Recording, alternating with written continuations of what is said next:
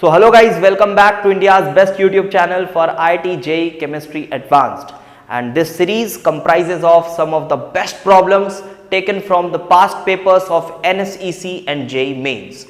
And the most important part of these videos is the in-depth conceptual explanation for each and every problem. And for that reason, you guys must watch the videos till end. And if you feel comfortable with these comparatively simple problems, you must go out of your comfort zone and try out our Real JEE Advanced question series, where you get tough but relevant problems of JEE Advanced Plus level. And I am 100% sure that if you follow this series followed by Real JEE Advanced question series, you will get a boost in your IIT JEE score, and this channel will ultimately increase competition among all IIT JEE aspirant across India. So here I am with part 58 of the series and taken a question from isomerism, JEE Main 2019 coordination compounds में जो isomerism वाला portion है उससे एक question आज करते हैं. Let's try. So total number of isomers for a square planar complex. This is a square planar complex of the type MABCD, I guess, है ना. This is of the type MABCD where you have monodentate or unidentate ligands. ABCD are the unidentate ligands. तो आप ये बताएं, पहले तो ये समझें कि जब MABCD टाइप का आपके पास कॉम्प्लेक्स होता है और वो स्क्वायर प्लेनर होता है तो ऑप्टिकल आइसोमेरिज्म तो पॉसिबल नहीं होती. सिर्फ और सिर्फ क्या पॉसिबल होती है? ज्योमेट्रिकल, क्योंकि यहाँ ज्योमेट्रीज डिफर कर सकती हैं, distance between two similar groups change हो सकते हैं. तो जब आप इसके ज्योमेट्रिकल आइसोमर्स बनाते हो तो आप ऐसे बनाते हो. This is metal M, this is ABCD. A के ट्रांस में C को रखते हो, A के ट्रांस में B को रखते हो, CD अपने आप ट्रांस में आ गया, और उसके बाद A के ट्रांस में आप D को रखते हो, BC अपने आप ट्रांस में आ गया. तो these three possibilities are there. ठीक है, ये तीन पॉसिबिलिटीज होती है हमेशा जब भी आप MABCD टाइप के ज्योमेट्रिकल आइसोमर्स बनाते हो. तो क्या यहाँ भी वही होगा? तीन होगा. 1 2 3 4 लिखे हुए. तो क्या ऑप्शन में 3 है क्या? यहाँ पे 3 तो ऑप्शन में नहीं दिख रहा है. 3 तो ऑप्शन में नहीं दिख रहा है. तो यहाँ ऐसा थोड़ी ना बोला है कि सिर्फ ज्योमेट्रिकल आइसोमर देखना है. ऐसा नहीं बोला है कि सिर्फ ज्योमेट्रिकल देखना है. सर ऑप्टिकल तो होता नहीं है. हाँ, ऑप्टिकल नहीं होता है, बट अगर आप ध्यान से देखें तो F और Cl का तो चलो ठीक है, कोई चक्कर नहीं है. बट जब आप SCN और NO2 को देखें तो ये दोनों क्या है? दे आर एम्बीडेंटेट लाइगेंड्स जो more than one donor site से डोनेट कर सकते हैं.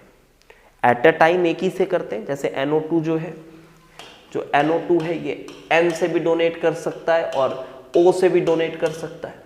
इसी तरह से ये जो थायोसाइनाइड है ये N से भी डोनेट कर सकता है, और ये माइनस है ना, NO2 माइनस, और ये S से भी डोनेट कर सकता है ना.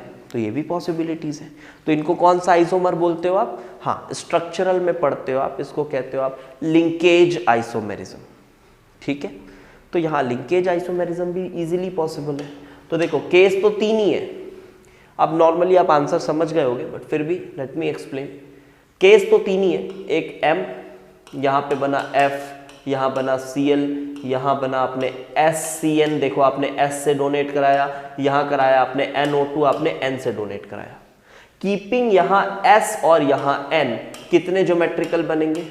3 बनेंगे. यहाँ S यहाँ N के 3 ज्योमेट्रिकल बनेंगे.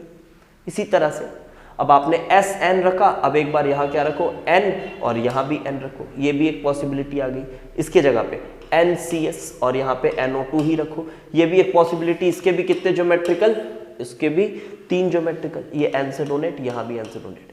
अब ये S से भी कर लिया इसने, N से भी कर लिया, और यहाँ पे अगर आप देख रहे हो तो इसने दोनों ही केसेस में N से किया है. तो बहुत सिंपल है, फिर आप इसको SCN करा लो और यहाँ पे ONO. ये एक कॉम्बिनेशन बन रहा है, ये S से, ये ONO से, और इसके भी कितने ज्योमेट्रिकल? 3. ये जो मैं अलग अलग कर रहा हूँ ये लिंकेज आइसोमर्स है, बट ये जो मैं कर रहा हूँ ये ज्योमेट्रिकल है. और इसके बाद फिर आप NCS कर लो और यहाँ पे ONO कर लो. ये चारों अलग अलग कॉम्बिनेशन हैं. These are linkage isomers. And these are geometrical, these are geometrical, these are geometrical. तो टोटल अगर आप देखो तो यहां भी 3 possibilities. So in all you have 12 isomers possible, 12 isomers possible. Mains के पर्सपेक्टिव से अच्छा क्वेश्चन है ये, थोड़ा सा सोचना है यहाँ पे, सीधे स्ट्रेट फॉरवर्ड एनसीईआरटी का कॉन्सेप्ट उठा के नहीं रखा है, इसलिए अच्छा क्वेश्चन है।